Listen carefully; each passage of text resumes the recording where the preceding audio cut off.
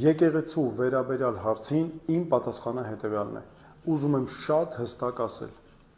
Ինձ եւ մեր քաղաքացիների մեծամասնությանը հոգնեցրել են Նիկոլ Փաշինյանի անօրինականությունները մեր եկեղեցու նկատմամբ, քանի որ դա արդեն պայքար է մեր պետականության դեմ, քայքայում է մեր դիմադրողականությունը։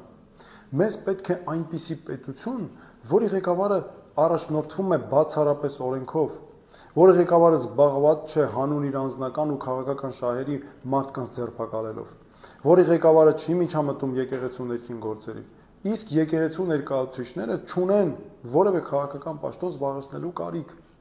Այս ամենը մեզ շեղում է մեր հիմնական օրակարգից, այս անվերջ մանիպուլյացիաները,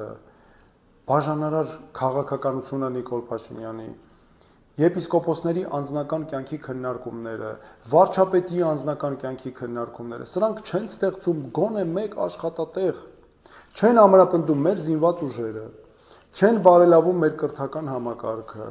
չեն ստիպում հակառակորդին դուրս գալ մեր երկրից զավթված տարածքներից։ Հետևաբար մենք չպետք է թույլ տանք, որ մեզ շեղեն այս հարցերով, եւ մենք պետք է կենտրոնանանք մեր օրակարգային խնդիրների վրա, մեր երկրի համար անհրաժեշտ։ Իմ օրակարգային խնդիրը, ես շարունակելու եմ կենտրոնանալ դրա վրա, ստեղծել